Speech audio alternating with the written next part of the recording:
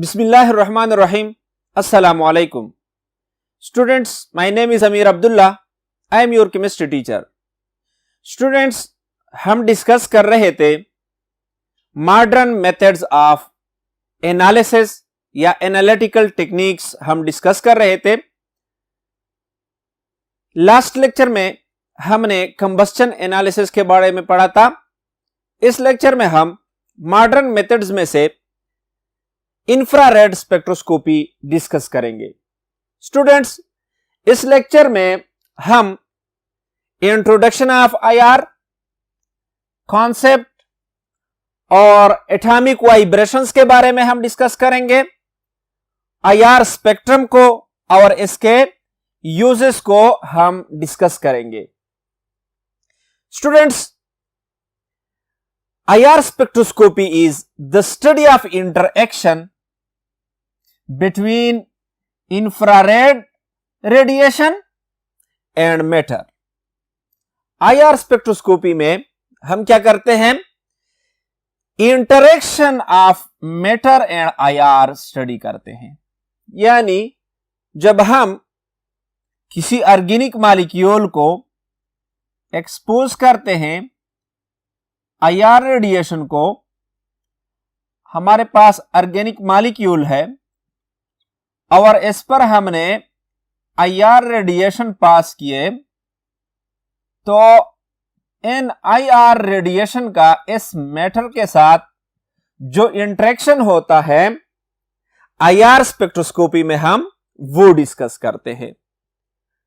IR spectroscopy is a type of absorption spectroscopy और mostly जो है use to determine functional groups.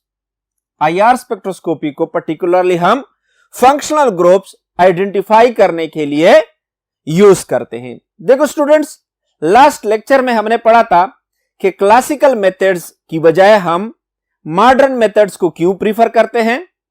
क्योंकि classical methods में हम मॉलिक्यूलर फार्मूले को तो फाइंड करते थे, लेकिन जब हमें इस तरह के मसलन कल हमने आइसोमेरिज्म की मिसाल ली थी कि हमारे पास इथेनॉल है और डाइमिथाइल ईथर है। अब देखो इनमें डिफरेंट फंक्शनल ग्रुप है, मॉलिक्यूलर फार्मूला दोनों का सेम आता है C2H6O। तो क्लासिकल मेथड्स में हम आइडेंटिफाई कर लेते थे मॉलिक्यूलर फार्मूले को, लेकिन हमें यह पता नहीं चलता था कि इन दो कंपाउंड्स में कौन से फंक्शनल ग्रुप मौजूद है। यहां पर हाइड्रॉक्सिल फंक्शनल ग्रुप और यहां पर ईथर फंक्शनल ग्रुप। तो IR स्पेक्ट्रोस्कोपी जो है it is used to determine functional group. Mostly हम फंक्शनल ग्रुप को फाइंड करने के लिए, डिटरमाइन करने के लिए, एनालाइज करने के लिए हम इंफ्रारेड स्पेक्ट्रोस्कोपी यूज करते हैं। और इंफ्रारेड स्पेक्ट्रोस्कोपी जो है ये एटॉमिक वाइब्रेशन के साथ कंसर्न है। इसमें हम यानी जब हम इंफ्रारेड रेडिएशन मॉलिक्यूलों पर पास करते हैं तो इसमें बॉन्ड वाइब्रेशन को क्या हो जाता है, इसको एब्जॉर्ब करके बॉन्ड वाइब्रेशन को हम स्टडी करते हैं। स्टूडेंट, इसका कॉन्सेप्ट और इसकी बेसिक प्रिंसिपल हम डिस्कस करते हैं। अगर देखा जाए, atom in a molecule do not maintain fixed position. अगर हम मॉलिक्यूल में एटमों को देख ले, फॉर एग्जांपल हमारे पास मीथेनॉल है, इसमें अगर हम देख लें तो ये एटम्स जो है ये क्या करते हैं? They do not maintain fix position, बल्कि क्या करते हैं? Undergo vibration. ये बॉन्ड्स वाइब्रेट होते रहते हैं। क्या करते हैं? मीन पॉइंट्स पर वाइब्रेट होते हैं। और when IR light is passed through the sample of organic compounds, some of the frequencies are absorbed while other are transmitted. जब हम मॉलिक्यूलों को एक्सपोज करते हैं इंफ्रारेड रेडिएशन को, तो यह इंफ्रारेड रेडिएशन जब मॉलिक्यूलों पे पास होते हैं तो उनको एब्जॉर्ब कर लेते हैं और ऐसे रिजल्ट क्या, इसकी बॉन्ड वाइब्रेशन चेंज हो जाती है। और जब हम if A plot of absorbance और ट्रांसमिटेंस वर्सेस वेव नंबर, तो यह हमें IR स्पेक्ट्रम देता है। जब हम यानी एब्जॉर्ब्ड लाइट या ट्रांसमिटेड लाइट को किस चीज के अगेंस्ट, वेव नंबर के अगेंस्ट प्लॉट करते हैं तो हमारे पास IR स्पेक्ट्रम हासिल होता है। Students, absorption of IR radiation cause what? Vibration in polar molecule due to dipole moment। इसको हम प्रिंसिपल ऑफ IR स्पेक्ट्रोस्कोपी कहते हैं। क्या IR रीजन के रेडिएशन जब मॉलिक्यूल एब्जॉर्ब कर लेते हैं तो क्या होता है, यानी वाइब्रेशन चेंज हो जाते हैं। वाइब्रेशन स्टूडेंट्स, हमारे पास एटॉमिक वाइब्रेशन दो तरह के होते हैं, या तो हमारे पास स्ट्रेचिंग वाइब्रेशन और या bending vibration. Students, stretching vibration में क्या होता है, स्ट्रेचिंग वाइब्रेशन में बॉन्ड एंगल जो है वो रिमेन फिक्स्ड, वो चेंज नहीं होता, जबकि बॉन्ड डिस्टेंस जो है वो चेंज होता है। मॉलिक्यूल जो है वो एक स्प्रिंग की तरह, मसलन स्प्रिंग में हम इसको स्ट्रेच करते हैं, खींच लेते हैं और छोड़ देते हैं, तो क्या करेगा, ये अपने मीन पोजीशन पर कंप्रेस होगा और रेरफेक्ट होगा, यानी इसमें स्ट्रेचिंग आएगी, लेकिन बॉन्ड एंगल जो है इसमें फिक्स्ड होता है। और बेंडिंग वाइब्रेशन में क्या है, इसमें बॉन्ड एंगल फिक्स होता है और बॉन्ड लेंथ फिक्स होता है और बॉन्ड एंगल जो है वो चेंज होता रहता है। मसलन यह हमारे पास बॉन्ड एंगल है, तो ये करीब आते हैं और दूर होते रहते हैं। इस किस्म की वाइब्रेशन को हम बेंडिंग वाइब्रेशन कहते हैं। स्टूडेंट्स, नेक्स्ट बोर्ड पे जाकर डिटेल से पढ़ते हैं कि स्ट्रेचिंग वाइब्रेशन क्या है और बेंडिंग वाइब्रेशन क्या है। स्टूडेंट, हम सबसे पहले स्ट्रेचिंग वाइब्रेशन देखते हैं। स्ट्रेचिंग वाइब्रेशन में बॉन्ड वाइब्रेट लाइक स्प्रिंग की तरह वाइब्रेशन होती है स्ट्रेचिंग वाइब्रेशन में, यानी बॉन्ड वाइब्रेट होते हैं। Bond angle does not change, bond angle इसमें चेंज नहीं होता। देखो स्टूडेंट्स, ये हमारे पास अगर इसको हम देख ले तो इसमें बॉन्ड एंगल जो है वो फिक्स रहता है, जस्ट बॉन्ड लेंथ जो है वो चेंज होता रहता है, यानी ये इसी तरह वाइब्रेट होते रहते हैं, बॉन्ड्स वाइब्रेट होते रहते हैं और बॉन्ड एंगल जो है उसमें चेंज नहीं होता। Only distance between the atom change, ये डिस्टेंस जो है देखो ये चेंज होता रहता है। मसलन इन दो एटमों के दरमियान डिस्टेंस रिड्यूस हो जाता है और डिस्टेंस बढ़ जाता है, रिड्यूस हो जाता है और बढ़ जाता है। स्ट्रेचिंग वाइब्रेशन में भी सिमेट्रिक स्ट्रेचिंग और एंटी सिमेट्रिक स्ट्रेचिंग। देखो स्टूडेंट, सिमेट्रिक स्ट्रेचिंग में क्या होता है, दोनों एटम बैक वक्त यानी दूर चले जाते हैं, करीब आ जाते हैं, दूर चले जाते हैं, करीब आ जाते हैं। और एंटी सिमेट्रिक स्ट्रेचिंग में क्या होता है, इसमें अगर एक बॉन्ड जो है वो स्ट्रेच होता है तो दूसरा क्या होगा, कंप्रेस होगा। एक बॉन्ड यानी एक एटम करीब आता है और एक दूर चला जाता है। इस तरह की जो वाइब्रेशन होती है उसको हम एंटी सिमेट्रिक स्ट्रेचिंग कहते हैं। देखो स्टूडेंट्स, दो तरह की स्ट्रेचिंग हमने बताई। पहले तो स्ट्रेचिंग में हमारे पास यानी बॉन्ड एंगल जो है वो चेंज नहीं होता, जस्ट बॉन्ड लेंथ चेंज हो जाता है। तो हमारे पास सिमेट्रिक स्ट्रेचिंग में किस तरह होता है, फॉर एग्जांपल इस एटम के साथ ये दो एटम अटैच है, तो ये जब वाइब्रेशन करते हैं दोनों एटम इस तरह के या दूर जाते हैं या करीब आते, इस तरह की वाइब्रेशन को हम सिमेट्रिक स्ट्रेचिंग कहते हैं। और अगर ये सेंट्रल एटम है और इसके साथ ये दो एटम अटैच है और ये इस तरह की वाइब्रेशन करते कि एक करीब आता है एक दूर, इसी तरह, तो इसको हम एंटी सिमेट्रिक स्ट्रेचिंग कहते हैं। तो स्ट्रेचिंग हमारे पास या सिमेट्रिक स्ट्रेचिंग होता है या एंटी सिमेट्रिक स्ट्रेचिंग होता है। नेक्स्ट हमारे पास बेंडिंग वाइब्रेशन है। नेक्स्ट टाइप क्या है वाइब्रेशन का? Bending vibration. देखो स्टूडेंट्स, बेंडिंग वाइब्रेशन में क्या होता है? In this vibrations one atom along the bond wave like a flag. इसमें स्प्रिंग की तरह कंप्रेशन नहीं होता बल्कि फ्लैग लाइक मूवमेंट करते हैं। The inter atomic distance does not change. जिस तरह हमारे पास स्ट्रेचिंग वाइब्रेशन में इंटर एटॉमिक डिस्टेंस चेंज होती है, कभी स्मॉल कभी लार्ज, इसमें इंटर एटॉमिक डिस्टेंस चेंज नहीं होता बल्कि क्या होता है? The angle between the atom change, सिर्फ एंगल चेंज होता है। और ये हमारे पास मुख्तलिफ टाइप्स है इसकी, यानी बेंडिंग वाइब्रेशन की, जिसमें हमारे पास ट्विस्टिंग है, विगिंग है, सीजरिंग है और रॉकिंग है। स्टूडेंट्स, हम देखते हैं कि ट्विस्टिंग से क्या मुराद है। ट्विस्टिंग में one atom move above the plane and other below. Twisting में हमारे पास इस तरह होता है कि देखो, अगर हम कहते हैं कि ये हमारे पास क्या है? प्लेन है, तो एक एटम प्लेन के पीछे जाएगा, एक सामने को आएगा, और ये जब ये एटम सामने को आएगा तो ये पीछे को जाएगा। यानी अगर हमारे पास ये क्या है? दो एटम अटैच्ड है, तो इसका बॉन्ड एंगल जो है, यानी बॉन्ड लेंथ चेंज नहीं होता, बॉन्ड एंगल किस तरह चेंज होता है? देखो, ये एटम आगे जाएगा, ये पीछे जाएगा, तो ये आगे जाएगा, ये पीछे जाएगा।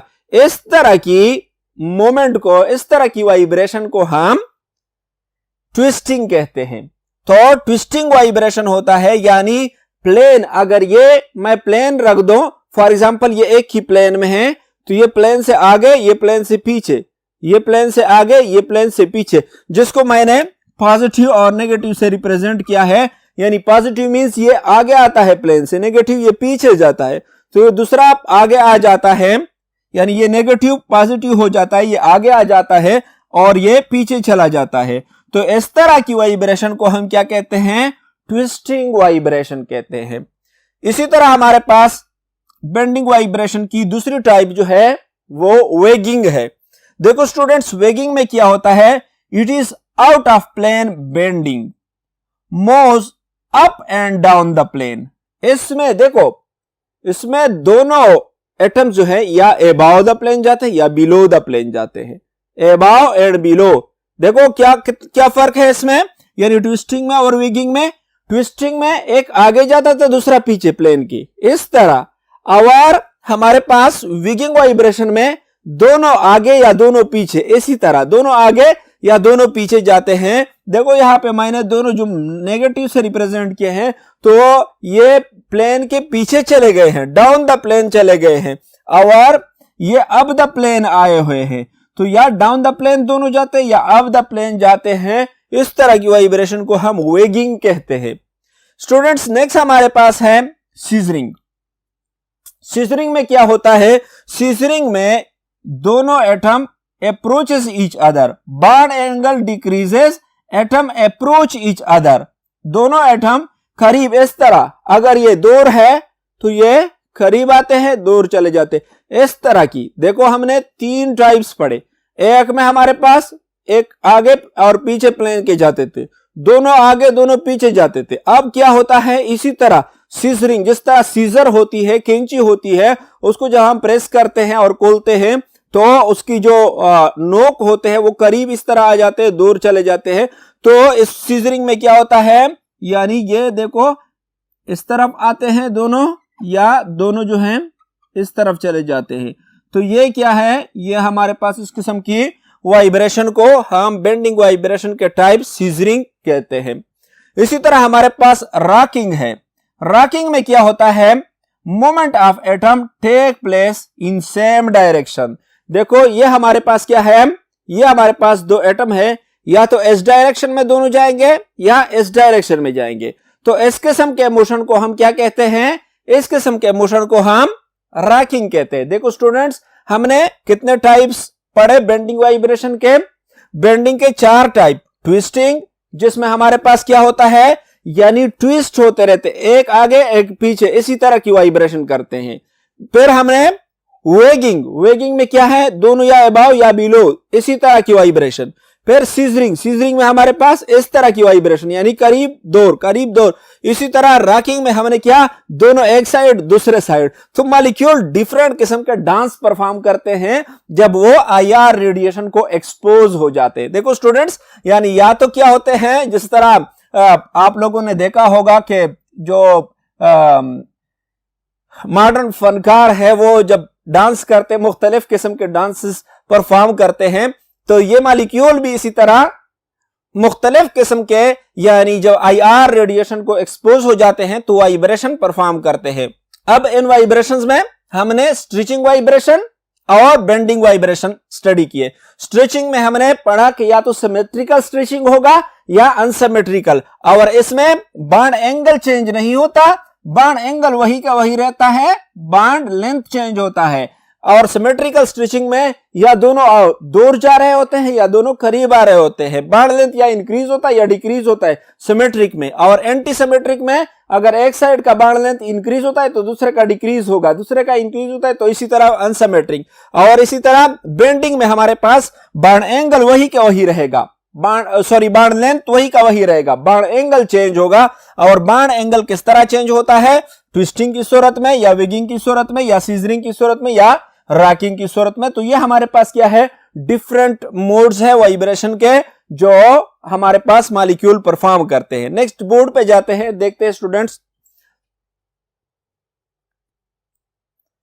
स्टूडेंट्स, हमने डिफरेंट मोड तो देखे वाइब्रेशन के, but this vibrations depend upon the strength of the bond, यानी बॉन्ड के टाइप पे डिपेंड करते हैं। ये वाइब्रेशन जो हमने डिफरेंट मोड पढ़े के क्या है, यानी स्ट्रेचिंग वाइब्रेशन है या बेंडिंग वाइब्रेशन है, तो ये डिपेंड करते हैं किस चीज पे, स्ट्रेंथ ऑफ द बॉन्ड पे, बॉन्ड के टाइप्स पे डिपेंड करते हैं। देखो स्टूडेंट्स, ऑर्गेनिक कंपाउंड में डिफरेंट स्ट्रेंथ होती है बॉन्ड्स की। मसलन कार्बन कार्बन के दरमियान हम बॉन्ड देख रहे हैं, कार्बन हाइड्रोजन के दरमियान, कार्बन क्लोरीन के दरमियान बॉन्ड देख रहे हैं, ऑक्सीजन और हाइड्रोजन के दरमियान या इसी तरह क्लोरीन और हाइड्रोजन के दरमियान बॉन्ड देख रहे हैं। तो हम डिफरेंट स्ट्रेंथ देखते हैं बॉन्ड की। तो ये वाइब्रेशन जो है वो the vibration depend upon what, strength of the bond and type of the bond पे डिपेंड करते हैं। Bond absorb IR rays start vibration more energetically. जब क्या करते हैं मॉलिक्यूल, वैसे भी क्या कर रहे हैं, वाइब्रेशन कर रहे हैं, लेकिन जब वो एब्जॉर्ब कर लेते हैं आईआर रेडिएशन को तो उनकी वाइब्रेशन क्या हो जाती है, आईआर रेडिएशन एब्जॉर्ब करने की वजह से दे वाइब्रेट मोर एनर्जेटिकली। और different bond absorb radiation of different frequencies and frequency is characteristic of particular bond. देखो स्टूडेंट्स, अगर हमारे पास, हम पढ़ रहे थे कि किस तरह हम आइडेंटिफिकेशन करते हैं डिफरेंट फंक्शनल ग्रुप जो है वो आईआर रेडिएशन, आईआर स्पेक्ट्रोस्कोपी के जरिए हम आइडेंटिफाई करते हैं। तो हमारे पास अगर क्या है, बॉन्ड डिफरेंट है, तो different bond absorb radiation of different frequency, और ये फ्रीक्वेंसी जो है they are characteristic of particular bond. Students, हमने मॉलिक्यूल लिए ऑर्गेनिक, उस पे हमने आईआर रेडिएशन पास किए, आईआर रेडिएशन एब्जॉर्ब हो गए, बॉन्ड की वाइब्रेशन जो है वो इंक्रीज हो गई। तो हम स्पेक्ट्रम देखते हैं, इंफ्रारेड स्पेक्ट्रम कि इंफ्रारेड स्पेक्ट्रम क्या होता है और किस तरह हम इसको स्टडी करते हैं। Students, the infrared spectrum of a molecule result due to transition between different vibrational energy levels. जब हमारे पास डिफरेंट वाइब्रेशनल एनर्जी लेवल्स के दरमियान क्या हो, ट्रांजिशन हो रहा हो, तो हम क्या करते हैं, इंफ्रारेड स्पेक्ट्रम को ऑब्जर्व करते हैं। IR spectrum is usually expressed in the form of wave number. IR spectrum को हम वेव नंबर में एक्सप्रेस करते हैं। The wave number is plotted on x axis. Spectrum में हम एक्स एक्सिस पे एक्स एक्सिस पे हम प्लॉट करते हैं वेव नंबर को। देखो स्टूडेंट 500 से लेकर हमने 4000 से प्लॉट किया है, तो एक्स एक्सिस पे हम क्या प्लॉट करते हैं, एक्स एक्सिस पे हम wave number and percent transmittance on Y axis. Y axis पे हम परसेंट ट्रांसमिटेंस प्लॉट करते हैं। अगर ट्रांसमिटेंट हमारे पास 100% है तो इसका मतलब यह है कि कोई IR रेडिएशन इस मॉलिक्यूल ने एब्जॉर्ब नहीं किए हैं। Each dip in the spectrum is called band और पीक।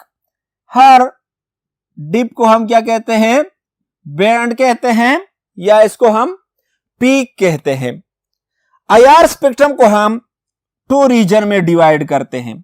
देखो स्टूडेंट्स, ये हमारे पास IR स्पेक्ट्रम है और इस IR स्पेक्ट्रम को हम 2 रीजन में डिवाइड करते हैं। कौन से? एक ये रीजन है, इसको हम फिंगरप्रिंट रीजन कहते हैं, और जो कि हमारे पास 500 से 1500 तक है। और ये एक हमारे पास ये रीजन है जिसको हम फंक्शनल ग्रुप रीजन कहते हैं। देखो स्टूडेंट्स, फिंगरप्रिंट रीजन जो कि हमारे पास 500 या 600 से 1500 cm इनवर्स तक होता है, इसको हम फिंगरप्रिंट रीजन कहते हैं। और absorption in this region is characteristic of compound. इस रीजन में अगर हमारे पास क्या है, एब्जॉर्प्शन आया है, फॉर एग्जांपल हम स्पेक्ट्रम बना रहे हैं, हमारे पास पीक इस रीजन में आ रहा है, तो ये क्या है, कैरेक्टरिस्टिक ऑफ कंपाउंड है। और this region is used to identify compound. Fingerprint region को हम कंपाउंड को आइडेंटिफाई करने के लिए यूज करते हैं, जबकि फंक्शनल ग्रुप रीजन को हम यूज करते हैं किस चीज के लिए। नेक्स्ट हमारे पास functional group region which is extend from 1500 to 4000 cm inverse, यानी 15 से 4000 तक हमारे पास क्या है, फंक्शनल ग्रुप रीजन है। Different functional group shows absorption in this region. Different frequencies जो है, डिफरेंट फंक्शनल ग्रुप इस रीजन में एब्जॉर्ब करती है। फॉर एग्जांपल हमारे पास हाइड्रोक्सिल ग्रुप है, हाइड्रोक्सिल फंक्शनल ग्रुप है, तो यह 3590 से 3650 तक एब्जॉर्प्शन इसकी होती है रेडिएशन की इस फ्रीक्वेंसी में। इसी तरह NH ग्रुप है हमारे पास, तो ये 3100 से 3600 तक, तो इस रीजन को हम फंक्शनल ग्रुप रीजन कहते हैं और इसको हम फिंगरप्रिंट रीजन कहते हैं। स्टूडेंट्स, आज के लेक्चर में हमने क्या क्या चीजें डिस्कस की? आज के लेक्चर में हमने IR का introduction, concept and principle of IR spectroscopy, और फिर हमने different types of vibration study किए, यानी हमने स्ट्रेचिंग वाइब्रेशन और बेंडिंग वाइब्रेशन, और इसी तरह हमने IR स्पेक्ट्रम को स्टडी किया। स्टूडेंट्स, IR स्पेक्ट्रोस्कोपी एक वास्ट फील्ड है, लेकिन जो चीजें हमने आज के लेक्चर में डिस्कस किए ये आप लोगों के सिलेबस के मुताबिक डिस्कस किए। इंशाल्लाह नेक्स्ट लेक्चर में हम UV विजिबल स्पेक्ट्रोस्कोपी डिस्कस करेंगे। अल्लाह हाफिज।